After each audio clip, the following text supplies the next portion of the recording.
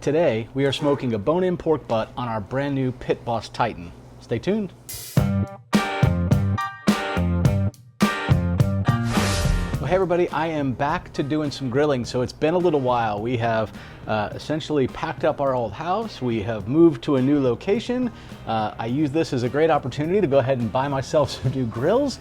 And yeah, so we're getting started in, well, a new location. So I'll move stuff around here until I figure out where I'm gonna film here at the new place. But we have here a 10-pound bone-in pork butt. We're gonna do this real nice and easy. What I wanna do is I wanna do a nice low, slow cook, and I don't wanna wrap it, I don't wanna seal it up, which is the way I typically do pulled pork.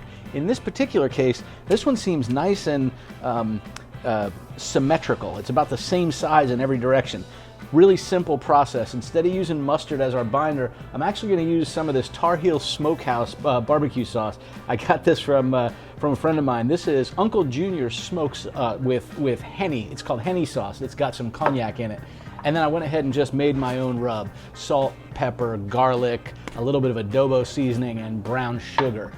We'll go ahead and put that over the top and make our bark. So let's get this trimmed up just a little bit. I'm just going to trim some of the fat off of here, not all of it.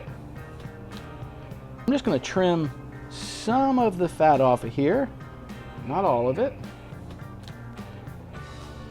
Now normally I would leave my fat back on the bottom of these, and I did that because with my old smoker it was fairly small and I always had a lot of heat on the bottom, so I figured if I scorched that, I wasn't too worried about it. I would just cut it off when we were preparing it. In this particular case with this new Titan I'll show you in a minute, I think we're going to be in a much better position. So I am going to trim much of this off. I want to leave just maybe a 1/4 inch or so. And I'm going to take it just a small bit at a time because on the bottom of a pork butt is an amazing thin cut of meat. I don't want to cut into that.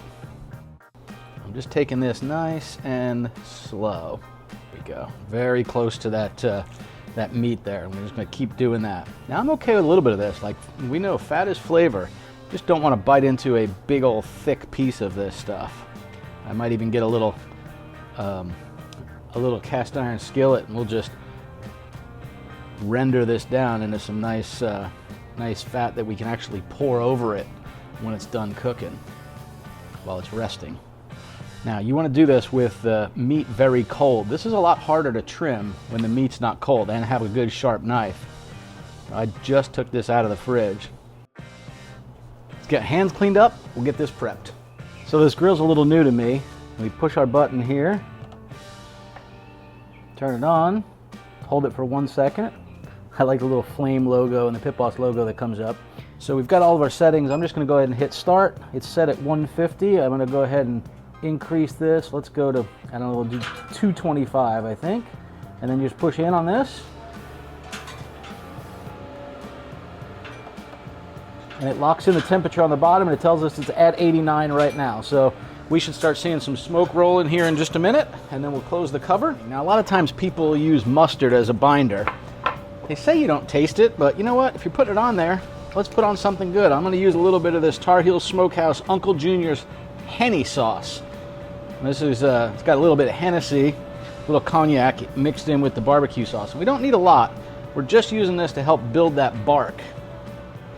You can smell the cognac in this. I'm just going to go ahead and rub this in here on all sides. Don't want it real thick. It's just there as a binder. That's the purpose of it.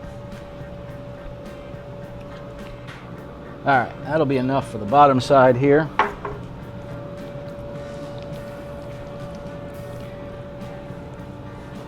Got our binding on here.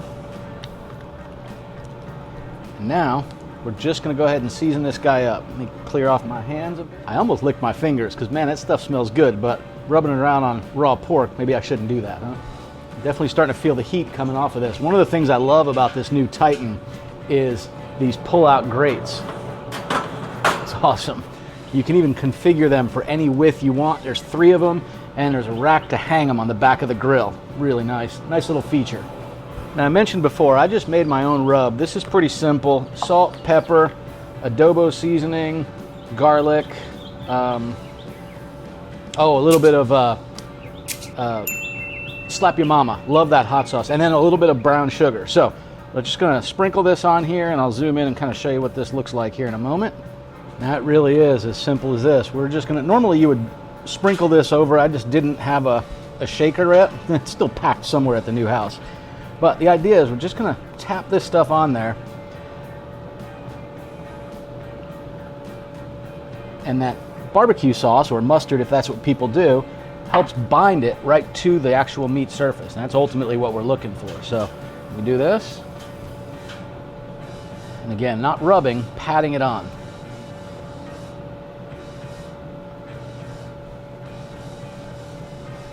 There we go. Definitely going to get some of this stuff off of the cutting board too, because I'm wasting a bunch of it there. Get the last of this right on the bottom side here. Now this, with the brown sugar, helps create a really good bark. That's ultimately what we want. We're just going to let this sit. What we want to have happen is the moisture in the meat to sort of absorb with this rub, and it just creates this sort of, I always refer to it as mud. It's this beautiful mud-looking texture. And you'll be able to see what that looks like here in just a few minutes. It will no longer look like sprinkled dust on there, but rather like a coating of mud over the whole thing. All right, we're up at 190 degrees. Normally you see some white smoke roll out of here. I never even saw that, which is pretty amazing. So one of the things I went ahead and did is I took all of our pork trimmings, and I just popped them into a little 10-inch cast iron skillet. I'm gonna set that way off to the side, and we're just gonna let that render down into some absolutely amazing pork fat. All right. We'll let this get up to temperature, and then we'll get that put right on. So I was telling you how this sort of forms this bark over the top of it, and it looks more like mud than a dry seasoning. That's exactly the way this is looking right now. I could probably even put more on there, but I just want to let this thing really absorb some of that smoke flavor, build a nice thin bark, and absolutely be pull-apart tender and delicious. All right, we're sitting here right at 255 degrees. So what we're going to do is open this up, and I'm actually going to put a tray down below here just to catch any grease. I guess I still have new grillitis. I'm going to catch some of the fat in here and put that right underneath it. There we go. I've got our pork fat trimmings, and I'm just going to slide those right up here off to the side, and I'm going to put our pork butt right over the top of this guy. I'm just going to take this butt, slide it right over that pan so it catches our drippings.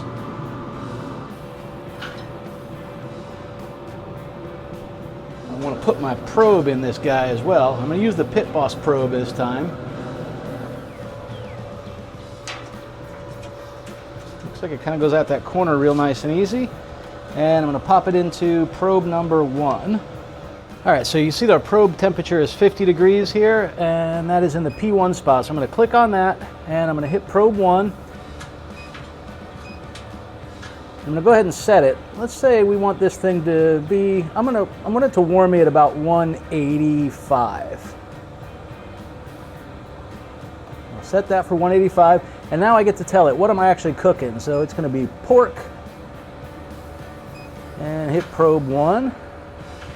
By default, it went to 145. That must just be the default setting when you're doing that. But I'm doing this low and slow. I want to get all the way up to 185. Go back to our probes. There we go. So it shows 185 on the bottom, and it's sitting at 46 degrees. We're set at 250. And with that, away we go. I go into my grill settings. Let's see how it connects. It certainly connects faster. I'm seeing it go through the steps a lot quicker. All right, that did it. All right, so as you can see on the screen right here, the grill is actually at 250, and that's exactly what it shows it's doing down there. Probe 1 is at 46 degrees, and it's set to 185. And if I click on my cooking analytics, over time this will show the set temperature, the grill temperature, and the probe temperature, which is kind of cool. We are all set. We'll check back here in a few hours. It smells amazing out here, so it's been on for about 5.5 hours. Let me show you what it looks like. Get this guy opened up. It's looking really good.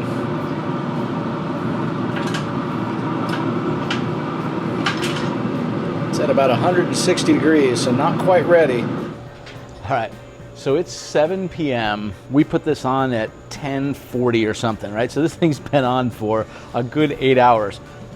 What I like about it is it's maintained the temperature great. maybe about an hour ago, I bumped the temperature up to 290 degrees, so it made it a little hotter, but it's very close. So right now, it's sitting at about 194 degrees. First things first, I'm gonna rotate these baked potatoes. Take a look at that. Just nice rendered down pork fat. We can use that for cooking. Now we can toast our popcorn in it. Go ahead and just probe test this. 186, it still isn't quite there. It's tender, but not pulling out as easily as I'd want. That part's really good there, but in here, still just a little bit more I want to get out of there. So I'm going to let this sit for a little longer. There was a couple of spots in the middle of it that were only about 188 degrees. We were about 192 in a couple of other areas. Ideally, I like when I do a pork butt for it to be like 202 to 204 degrees. That's sort of fall apart tender. And you know, the way I always test these is I grab the bone, and if I can just give it a little twist and pull it out clean, I know that it's been tender enough. So I think I'm not quite exactly there, so I'm going to let this go a little longer. Getting close to the time it's going to start getting darker. I've got some lights under here. We'll see if it still looks good when that's done. My lovely bride has made us all some flatbed pizzas, and we've had that for dinner, and this we will prep and have for a late night snack and dinners for the rest of the week. Now, you only had to be patient for a couple of minutes. We had to be patient for many hours. It is 8:17, so this has now been on for somewhere around 9.5 hours or something like that. But we just got a notification that the meat has reached 202 degrees internal temperature. So let's check this thing out. Let's go ahead and pull our probe out of here. And let's see if I can get this picked up okay. Ooh. And you can see that fat cap came right off of the bottom. All right.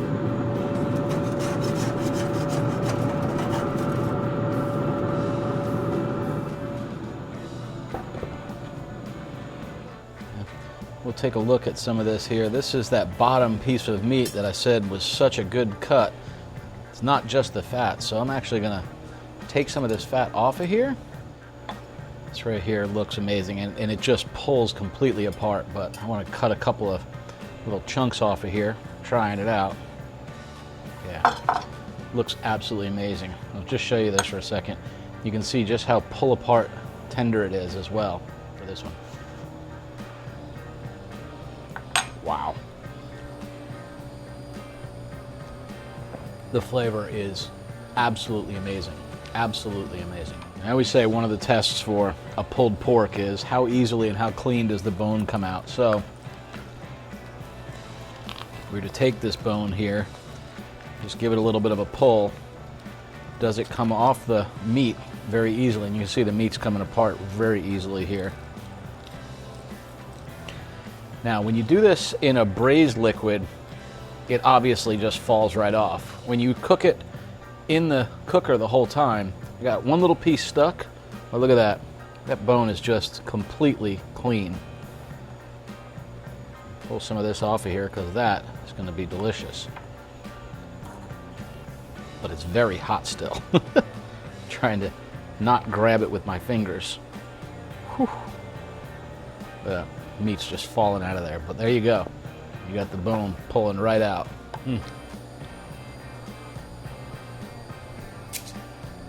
Wow. The bark on this is phenomenal. It's this crunchy bark, but you can still see the give of the whole thing. Like, look at the jiggle to it. Absolutely amazing.